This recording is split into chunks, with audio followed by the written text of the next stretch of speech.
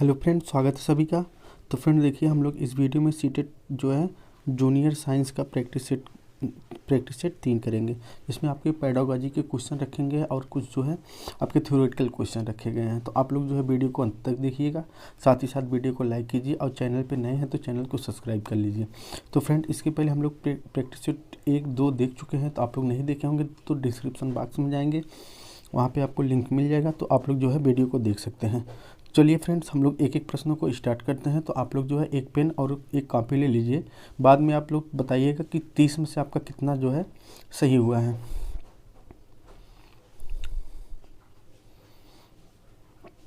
देखिए पहला प्रश्न है, देखिए इंपॉर्टेंट प्रश्न है, साइंस के प्रश्न आपको एग्ज़ाम में ऐसे ही मिलेंगे। एक कथन ए कथन बी ऐसे करके पूछेगा, फिर आपको 4 ऑप्शन दिए रहेंगे।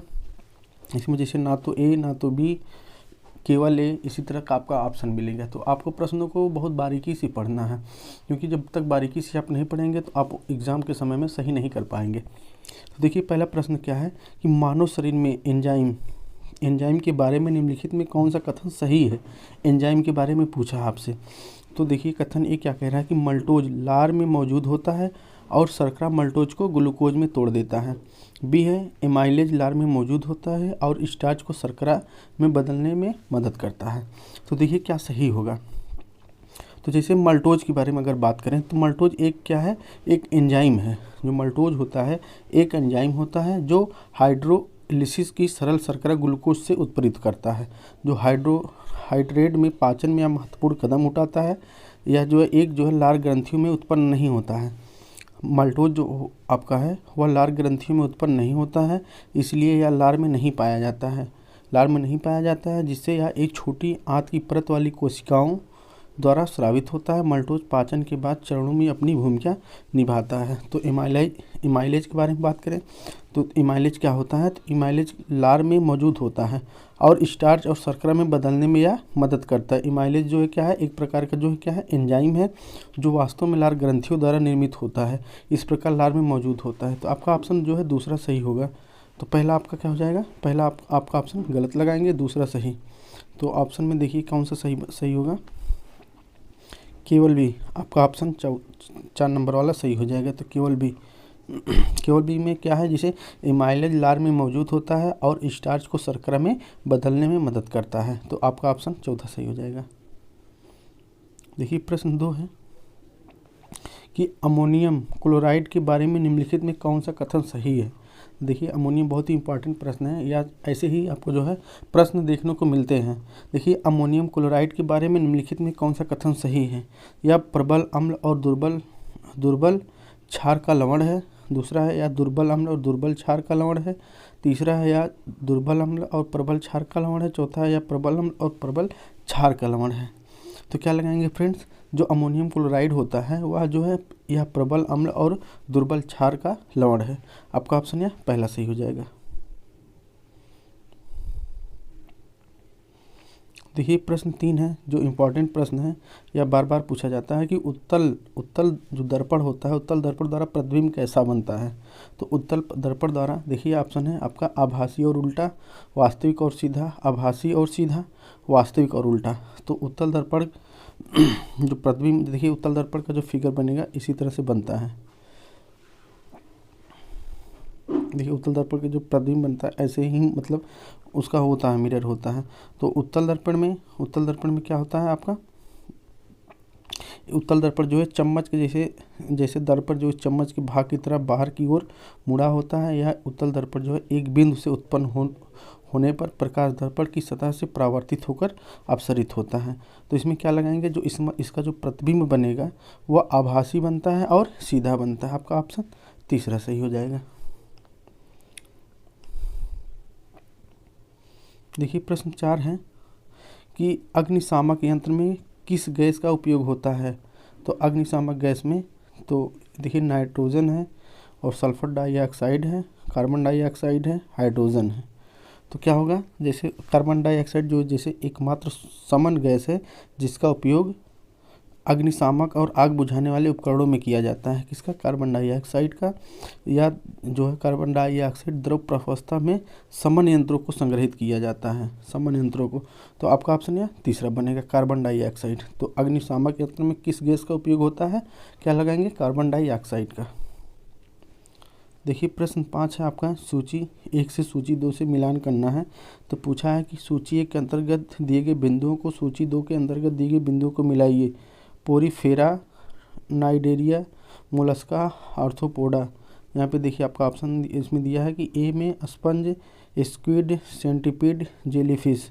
तो क्या होगा? जो आपका जो पोरीफेरा है, पोरीफेरा आपका जो क्या होगा, या एक स्पंज होता है आपका, मतलब एक का देखिए एक का ए से है। नाइडेरिया आपका जो है या जेलीफिश होता है एक।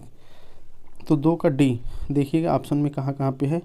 पहले का सी और 2 का डी। देखिए ऑप्शन तीसरे में पहले का ए है, दूसरे का डी ऑप्शन दूसरा में बन रहा है। और देखिए मोलस्का का 3 का बी बनेगा। और आर्थ्रोपोडा का क्या होगा? आर्थ्रोपोडा का सेंटीपीड होता है। तो इस तरह से आप ऑप्शन दूसरा लगाएंगे। देखिए प्रश्न 6 क्या कह रहा है कि साइटोलॉजी का अध्ययन है। तो साइटोलॉजी का अध्ययन किस में किया जाता है?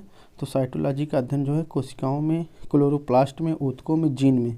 तो साइटोलॉजी का जो अध्ययन किया जाता है वो आपको बता दे कि या कोशिकाओं में जो है इसका अध्ययन किया जाता है। आपका ऑप्शन पहला हो जाएगा। देखिए प्रश्न 7 है और इम्पॉर्टेंट प्रश्न है कि पूछा है कि घरेलू अमोनिया का रासायनिक नाम क्या है। देखिए बहुत ही मस्त प्रश्न है कि घरेलू अमोनिया का रासायनिक नाम क्या है? कोई भी नहीं, ammonium oxide, hydrogen peroxide, ammonium hydroxide. तो जो घरेलू अमोनिया है उसका जो नाम होता है अमोनियम हाइड्रोक्साइड। आपका ऑप्शन चौथा सही हो जाएगा। देखिए प्रश्न 7 है कि कच्चे रेशम के उत्पादन के लिए किया गया रेशम कीट पालन क्या कहलाता है? तो क्या कहलाता है फ्रेंड? देखिए आपका एपीकल्चर दिया है, सेरीकल्चर है, एग्रीकल्चर, फ्लोरिकल्चर। तो इसमें हम आपको बता दें कि एपीकल्चर में जो है मधुमक्खी पालन किया जाता है। और देखिए एग्रीकल्चर आपका जो जैसे है किससे? कृषि से संबंधित हो गया। अब फ्लोरिकल्चर में किसका अध्ययन किया जाता है? फूलों का अध्ययन किया जाता है। तो बच रहा आपका सेरीकल्चर। तो सेरीकल्चर में किसका अध्ययन होगा? कच्चे रेशम का उत्पादन से किया गया रेशम कीट पालन का अध्ययन किया जाता है। तो क्या लगाएंगे? सेरीकल्चर। आपका ऑप्शन दूसरा सही हो जाएगा। देखिए निम्नलिखित में कौन सा जीव का स्वाद नहीं है? पूछा कौन सा जीव का स्वाद नहीं है। देखिए मस्त प्रश्न है। मीठा, कड़वा, नमकीन, तीखा, उमामी, खट्टा, तीक्ष्ण। नीचे दिए गए कूट का उपयोग करके सही उत्तर को चुनिए। तो पूछा है कौन सा स्वाद नहीं है। तो देखिए मीठा आपका जो है या एक स्वाद होता है जो प्रायः शर्करा के कारण होता है और इसे सुखद माना जाता है। जैसे खाना खाने के बाद थोड़ा सा मीठा खाने के बाद जो उसमें जो है मीठे की वजह से शर्करा पाया जाता है, जिसकी वजह से उसे हम सुखद मानते हैं। और कड़वा आपका है, कड़वा जो है एक समानता ऐसे यौगिकों के कारण होती है जिन्हें प्रायः असुखद या कठोर माना जाता है। कड़वा स्वाद कुछ सब्जी है, कॉफ़ी है, कुछ दवाओं में पाया जाता है।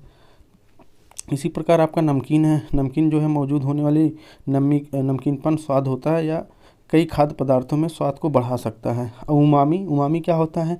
उमामी को प्राय एक स्वादिष्ट या मांसयुक्त स्वाद के रूप में वर्णित किया जाता है, या ग्लूटामेट युक्त पदार्थों को, जैसे टमाटर है, मशरूम है, कुछ मांस है, मछली है, इसके कारण जो हो उमामी होता है।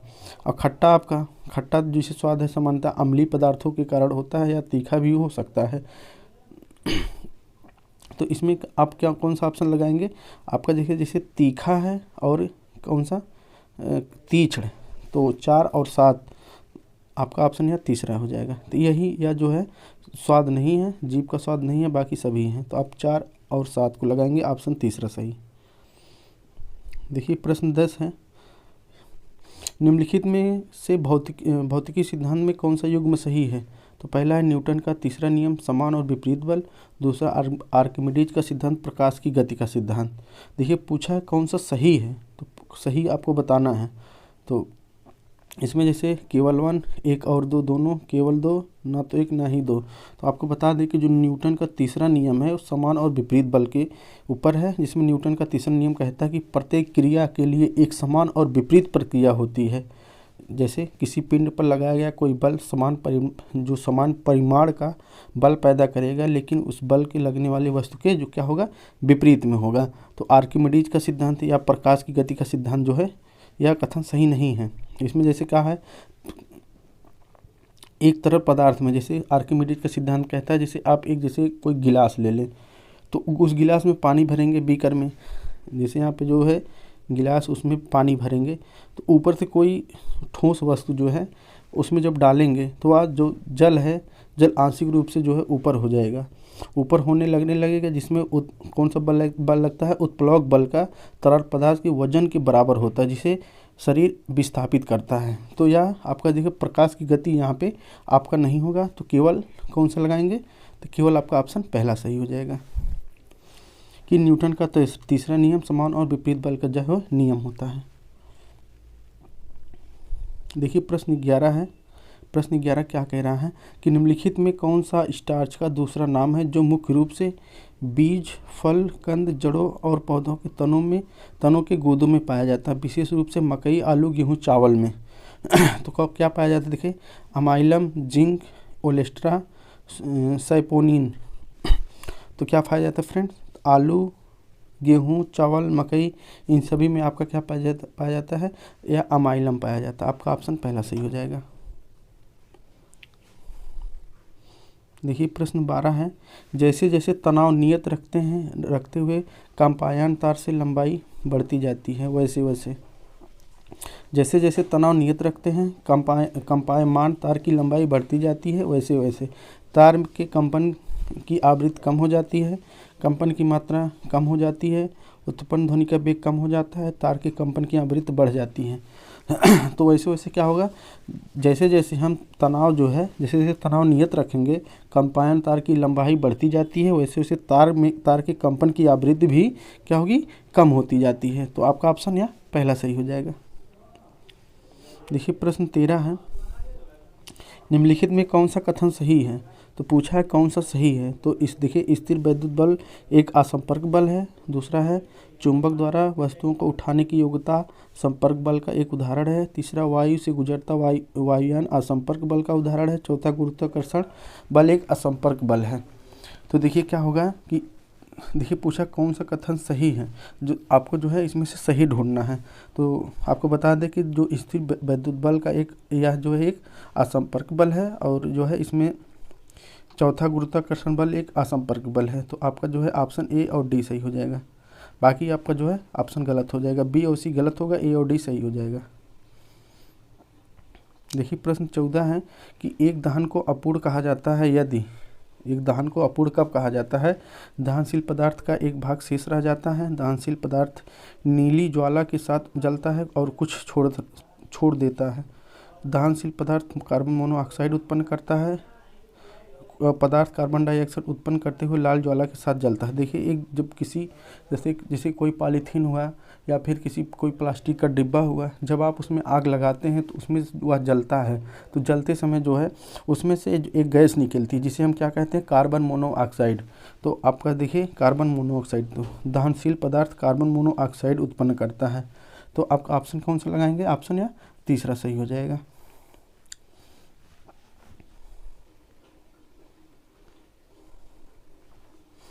देखिए प्रश्न 15 है कि निम्नलिखित में से कौन सा एक जैव निम्नीकरण वस्तु है।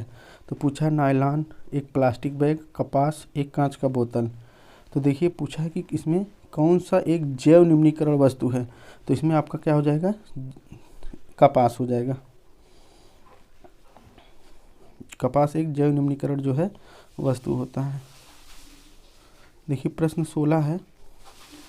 निम्न में से क्या फ्रिज में एक शीतलन कारक कूलिंग एजेंट के रूप में उपयोग किया जाता है। देखिए तरल हाइड्रोजन, तरल अमोनिया, तरल नाइट्रोजन, तरल हीलियम। देखिए ये प्रश्न बहुत ही इंपॉर्टेंट है, जिसमें फ्रिज में जो है अमोनिया का उपयोग किया जाता है। इसमें आपका देखिए ऑप्शन दूसरा हो जाएगा, अमोनिया का उपयोग क्यों किया जाता है कि पानी को ठंडा करने के लिए उसे किया जाता है। फ्रिज में जो है रखने से जैसे रेफ्रिजरेंट गैस में संपीड़ित और विस्तारित करते हैं। जब गैस को संपीड़ित किया जाता है तो यह गर्मी को बाहर निकालती है और जब इसका विस्तार होता है तब यह गर्मी को अवशोषित करती है, जिससे शीतलतम उत्पन्न होता है। तो क्या होगा इसका? अमोनिया, तरल अमोनिया। आपका ऑप्शन कौन सा सही हो जाएगा? दूसरा। देखिए प्रश्न 17 है, निम्नलिखित में कौन गति के तीसरे नियम को अनुप्रयोग नहीं करता है? पूछा नहीं करता है। देखिए, एक क्षेत्ररक्षक गेंद को लपकते समय अपने हाथ को पीछे खींचता है। फुटबॉल की किक मारते समय खिलाड़ी टकरा जाना और चोट लगना। जैसे ही नाविक आगे की दिशा में कूदता है नाव पीछे की ओर चलती है। बंदूक की गोली और पीछे हटने का एक आगे की ताकत है। तो देखिए इसमें पूछा है कौन सा न्यूटन का तीसरा नियम नहीं लागू होता है? तो ये आपका हो जाएगा पहला, एक क्षेत्ररक्षक गेंद को लपकते समय अपने हाथ को पीछे जो खींचता है वह आपका ऑप्शन गलत हो जाएगा।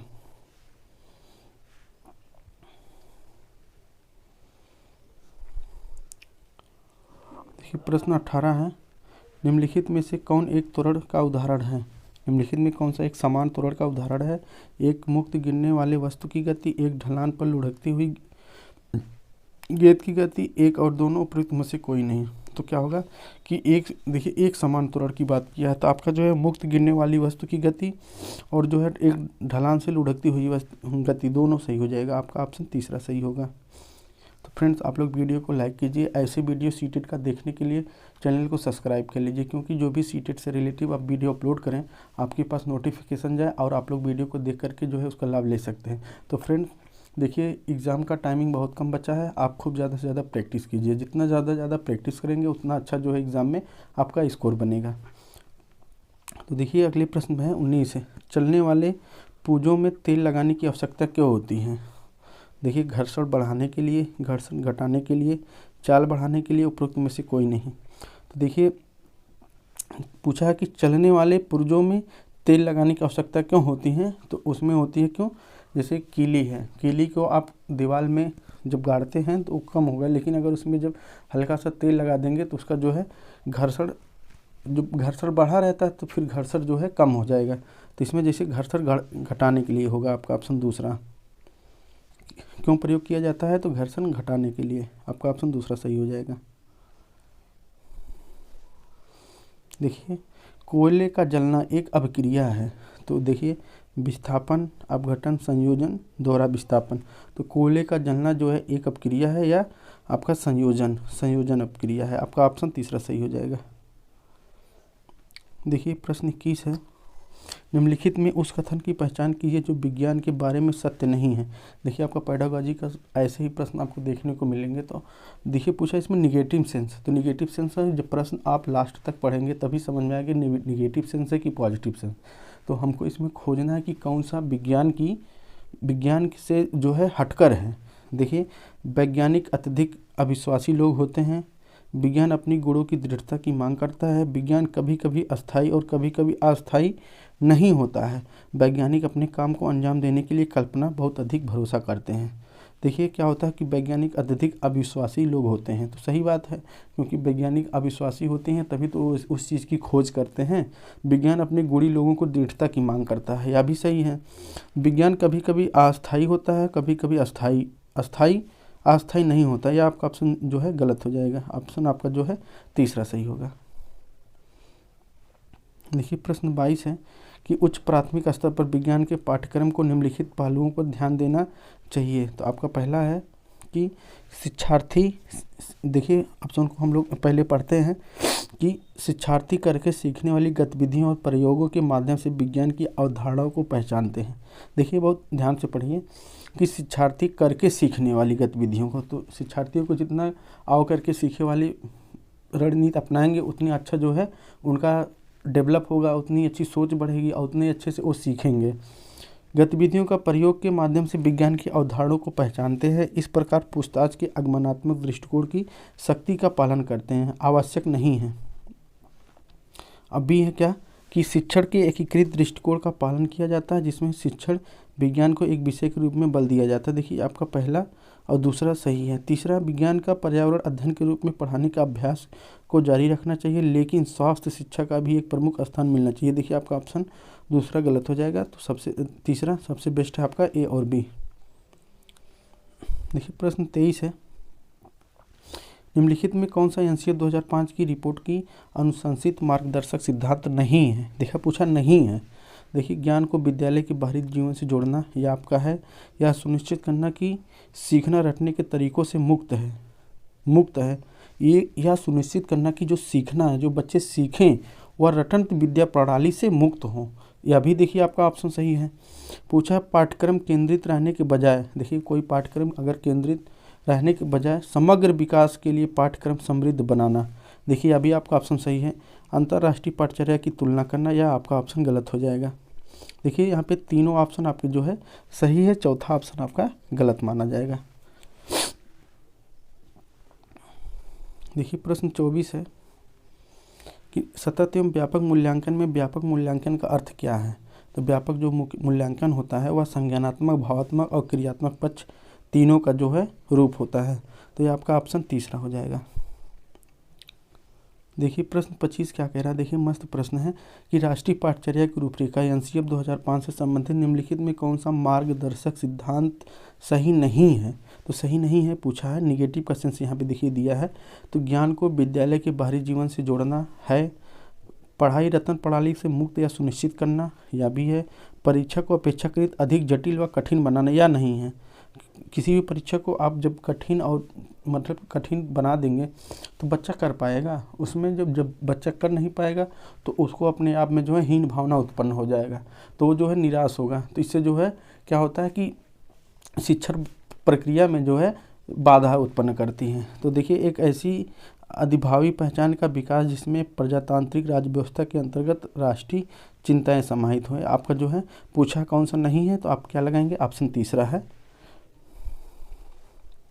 देखिए प्रश्न 26 क्या कह रहा है कि एक विज्ञान कक्षा में शिक्षक को जंगली जानवरों, खाने योग्य चीज़ें, प्रोटीन के स्रोत आदि के चित्र एकत्र करने को एकत्रित सामग्री का वर्गीकरण के अनुसार प्रस्तुत करने के लिए कहते हैं। यहाँ शिक्षक आकलन संकेतक का उपयोग करके किस कौशल का आकलन करें। तो यहाँ पे देख सकते हैं आप लोग, आंकड़ों का अभिलेखबद्ध, दूसरा है स्पष्टीकरण कौशल, तीसरा निष्कर्ष अनुमान, चौथा आंकड़ों का संग्रह और प्रस्तुतिकरण।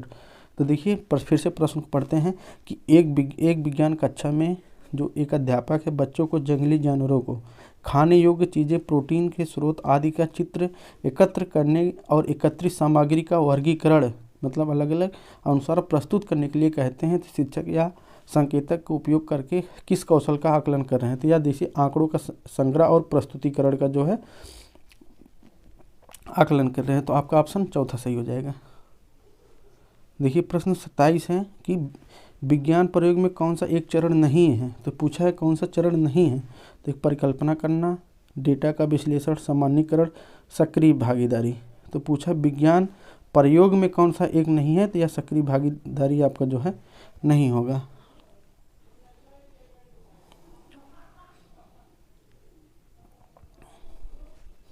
ये प्रश्न 28 है, विज्ञान एक सामुदायिक और सामूहिक उद्यम है, या निम्नलिखित में से किस तथ्य से प्रभावित होता है। देखिए इससे व्यक्ति और समाज को प्रभावित होता है, इसके कारण परिणाम सामुदायिक है, वैज्ञानिक चिंतन सामूहिक और सामाजिक है, उपरोक्त सभी। तो देखिए उपरोक्त सभी देख करके प्रश्न में आप ऑप्शन उपरोक्त सभी नहीं लगा सकते हैं, क्योंकि कभी कभी उपरोक्त सभी लगाने के बाद जो है गलत हो जाता है। विज्ञान एक सामुदायिक एवं सामूहिक उद्यम है, निम्नलिखित में से किस तथ्य से प्रभावित है। तो देखिए यह जो है इसके कारण जो है परिणाम और सामुदायिक है, तो इसमें आप दूसरा ऑप्शन लगाएंगे, आपका दूसरा ऑप्शन सही है। देखिए प्रश्न 29 है, विज्ञान के पाठ्यक्रम में जांच प्रक्रिया का उद्देश्य निम्नलिखित में कौन सा है। छात्र द्वारा करके सीखना, शिक्षक द्वारा करके सीखना नहीं होगा, शिक्षार्थी का सीखना, ये भी गलत हो जाएगा। शिक्षकी मार्गदर्शन में शिक्षार्थी का सीखना। देखिए जब सबसे बेस्ट आपका उत्तर क्या होना चाहिए कि छात्र जब खुद करके सीखेगा कोई चीज़ें तो उसमें वो बहुत अच्छे तरीके से जो वो सीखेगा। तो आपका ऑप्शन क्या लगाएंगे, पहला सही हो जाएगा, छात्र द्वारा करके सीखना। देखिए प्रश्न 30 है। तो फ्रेंड्स इस सीरीज का लास्ट प्रश्न है, तो आप लोग कमेंट्स बॉक्स में ज़रूर बताइएगा कि आपका 30 में से कितना स्कोर बना है। और फ्रेंड्स वीडियो को लाइक भी कीजिए। इसी तरह से वीडियो देखने के लिए चैनल को सब्सक्राइब कर लीजिए, क्योंकि आपका जैसे हिंदी हुआ, साइंस का है, मैथ का है और बाल विकास का है, सभी का जो है एक एक करके वीडियो मिलेगा। तो आप लोग जो है वीडियो को देख करके लाभ ले सकते हैं। देखिए विज्ञान का ज्ञान सरल से जटिल की को निर्देशित करता है, जिसे शैक्षिक भाषा में नाम से जानते हैं।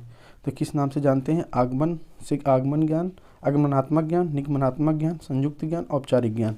तो देखिए कहा है कि सरल से जटिल की ओर। सरल से जटिल को जो मतलब एग्जाम्पल है, सबसे पहले आप बच्चों को क्या देंगे? कोई एग्जाम्पल देंगे, कोई उदाहरण देंगे। उदाहरण देते हुए उनको क्या करेंगे? नियम की तरफ लेके जाना, मतलब आसान से कठिन की ओर, सरल से जटिल की ओर आप लेके जाएंगे। तो इसमें आपको जो है आगमनात्मक ज्ञान की बात किया जाएगा। तो आगमन में क्या होता है? आगमन में पहले उदाहरण दिया जाता है, बाद में नियम को जो है बताया जाता है। लेकिन निगमन में पहले नियम को दिया जाता है, उदाहरण बाद में बताया जाता है। तो फ्रेंड्स बस इतना ही था। फिर मिलते हैं हम लोग एक और वीडियो के साथ। आप लोग चैनल को सब्सक्राइब कर लीजिए, अब वीडियो को लाइक कीजिए, अपने दोस्त फ्रेंड्स के पास सभी के पास शेयर कर दीजिए, जिससे वीडियो का लाभ उनको भी मिल सके। तो बने रहिए राहुल स्टडी पॉइंट पे। धन्यवाद। फिर मिलते हैं एक और वीडियो के साथ।